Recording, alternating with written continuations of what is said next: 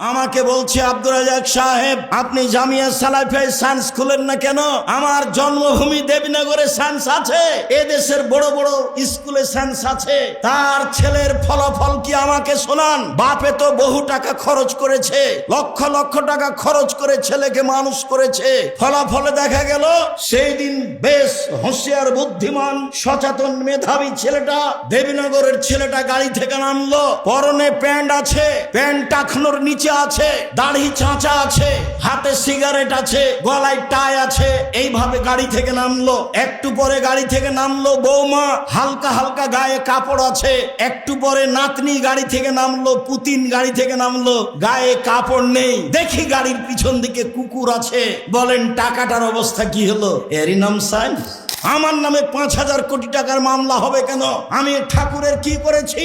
ঠাকুর বলেছে ও কালিমা তোমার আকাশ, ও মা তোমার বাতাস। আমি বলেছি ও ঠাকুর তোর বাপের আকাশ, কালিমার বাপের আকাশ। ঠাকুর জাতির শত্রু, ঠাকুর বাঙালির শত্রু, ঠাকুর জাতির শত্রু, ঠাকুর বাঙালির শত্রু, ঠাকুর ঢাকা বিশ্ববিদ্যালয়ের শত্রু, ঠাকুর বাংলা ভাষার শত্রু। আরে ঠাকুর হলো ইংরেজদের দালাল।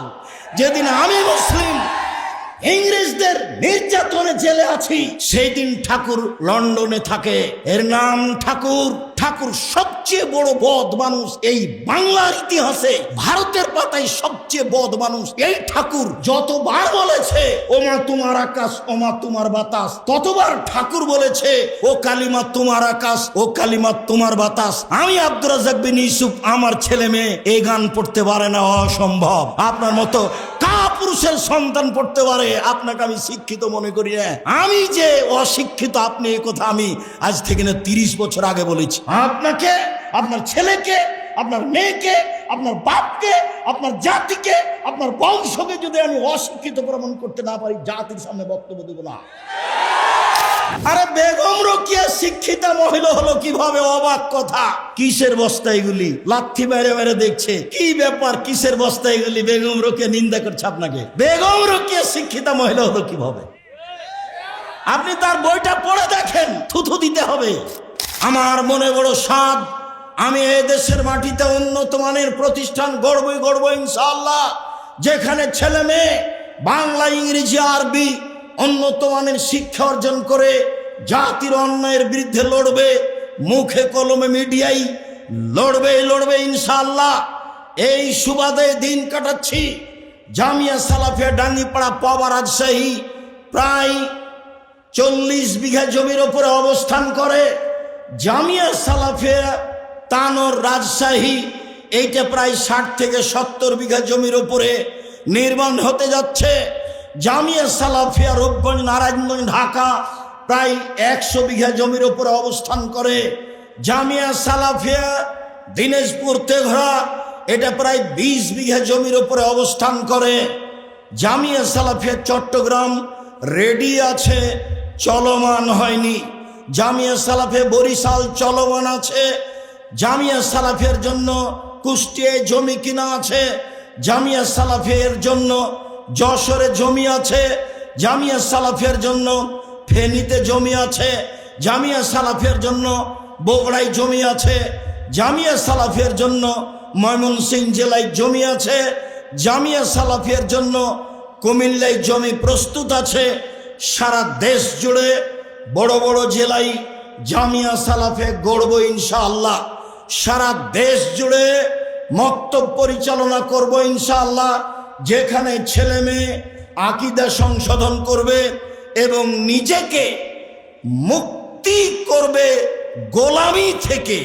লন্ডন আমেরিকায় যাই, যেতেই মিথ্যা কথা বলা লাগে, ওই দেশে গিয়ে সুদ নিয়ে জীবিকা নির্বাহ করা লাগে, মিথ্যা করে একটা মেয়েকে বিবাহ করা লাগে, তাহলে 2 জন লোকের ভাতা পাওয়া যায় এমনিতেই।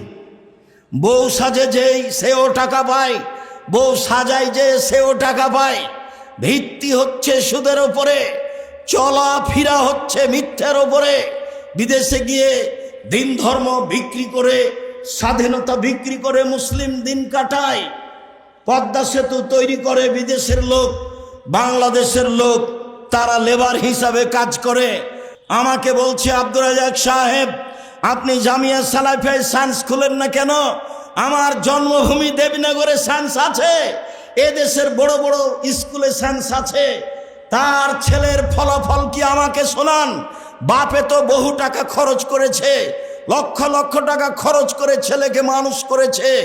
ফলাফলে দেখা গেল সেই দিন বেশ হুঁশিয়ার বুদ্ধিমান সচেতন মেধাবী ছেলেটা, দেবীনগরের ছেলেটা গাড়ি থেকে নামলো, পরনে প্যান্ট আছে, প্যান্ট টাকনোর নিচে আছে, দাড়ি চাঁচা আছে, হাতে সিগারেট আছে, গলায় টাই আছে, এইভাবে গাড়ি থেকে নামলো। একটু পরে গাড়ি থেকে নামলো বৌমা, হালকা হালকা গায়ে কাপড় আছে। একটু পরে নাতনি গাড়ি থেকে নামলো, পুতিন গাড়ি থেকে নামলো, গায়ে কাপড় নেই। দেখি গাড়ির পিছন দিকে কুকুর আছে। বলেন টাকাটার অবস্থা কি হলো? এরই নাম সায়েন্স। এবার আপনি দেখতে পারেন, বাড়ি যান ঢাকায়, ঢাকায় আপনার ওই পিজি হাসপাতালে ছেলে প্রতি মাসে 3 লক্ষ টাকা মাসে বেতনে চাকরি করে। প্রিসক্রিপশন ওই কোম্পানি লিখেছে যে কোম্পানি তাকে টাকা দেয়। ও জানে এর চেয়ে ওষুধ ভালো আছে। ও তো শয়তান, ও একটা আস্ত শয়তান, ও একটা প্রতারক।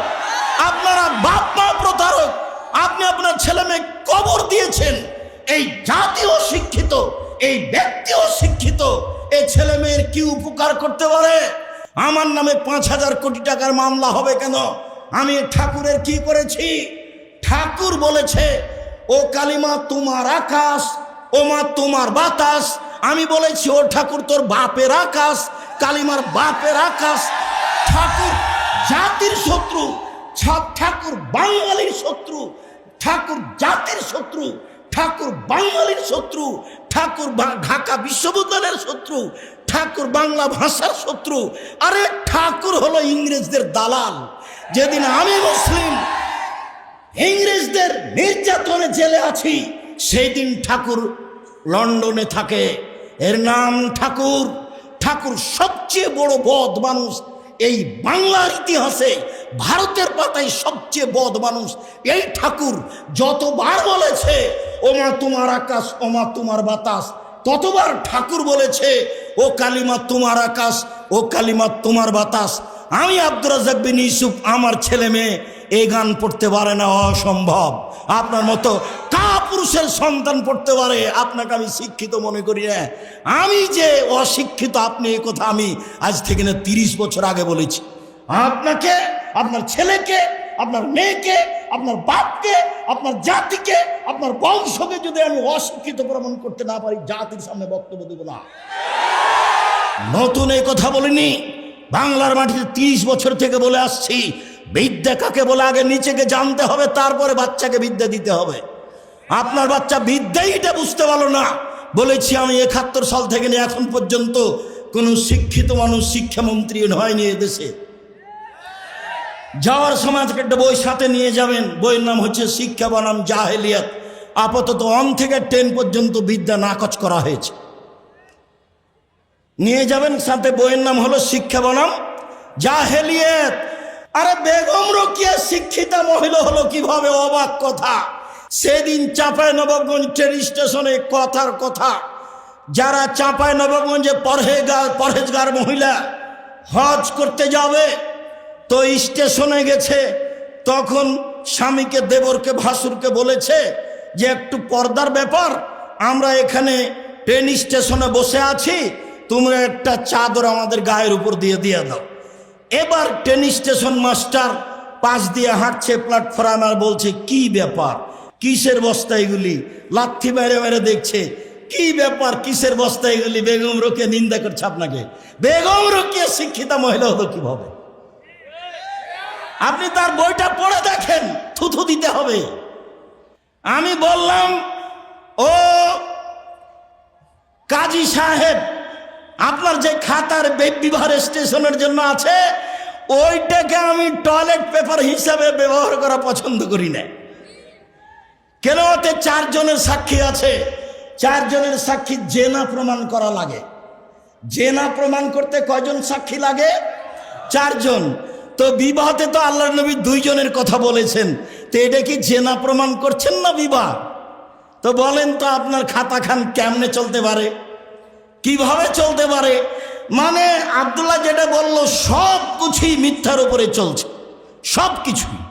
যেটা আমি বলেছি আমার দেবীনগর জন্মভূমি গ্রাম হিসাবে, যে দেখো ডুলি বিবি প্রথা এমনভাবে ভুলে যেতে হবে, ডুলি বিবি শব্দটার মুখের উপরে পেশাব করে দিতে হবে।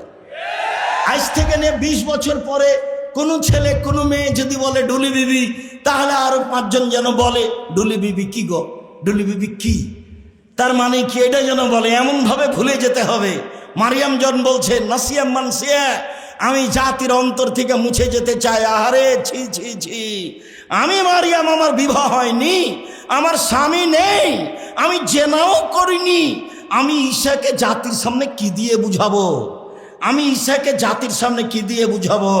আমি যখন ঈশাকে নিয়ে গ্রামে গেলাম, গ্রামের লোক ঠিকই বলল, ছি ছি ছি ছি ছি, তোমার মা কত ভালো মানুষ, জেনা করেনি। আরে তোমার বাপ কত ভালো মানুষ, কোনোদিন জেনায় লিপ্ত হয়নি। আর তুমি তার মেয়ে জেনা করেছ, অবৈধ সন্তান কাঁধে করে গ্রামে নিয়ে এসেছ। আগে এই বাক্য বলেছিলেন মারিয়াম, আল্লাহ কুনতু নাসিয়া মানসিয়া, আমি এমন হতে চাই, মানুষের অন্তর থেকে মুছে যেতে চাই, মানুষ যেন কেউ না জেনে মারিয়ামকে। ডুলি বিবি তেমন শব্দ ভুলে যেতে হবে। যদিও আমি বলেছি চাঁপাইনবাবগঞ্জ জেলার বিবাহের শুরু থেকে শেষ পর্যন্ত একটা কাজও জায়েজ নয়, আমার জানা অনুপাতে একটা কাজও জায়েজ নয়।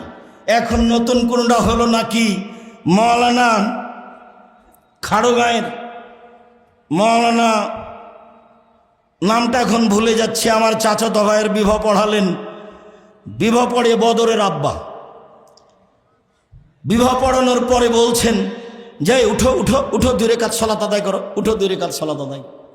বিবাহ পড়ানোর পরে 2 রাকাত সালাত আদায় করতে হবে। আর এখন বলছে বিবাহ পড়ানোর শেষ বলছে দাঁড়িয়ে বলো অলিমা, অলিমার দাওয়াত, অলিমার দাওয়াত। আরে বাসর রাতের সকালে হবে অলিমার দাওয়াত, বিবাহ পড়ানোর পরে অলিমার দাওয়াত হয় কি করে? বিবাহ পড়ানোর পরে কেউ কি দোয়া পড়তে হবে কারো জানা নাই, আন্ধা কো আন্ধা পড়াতা হ্যায়, ধর্ম এমনিতেই চলছে।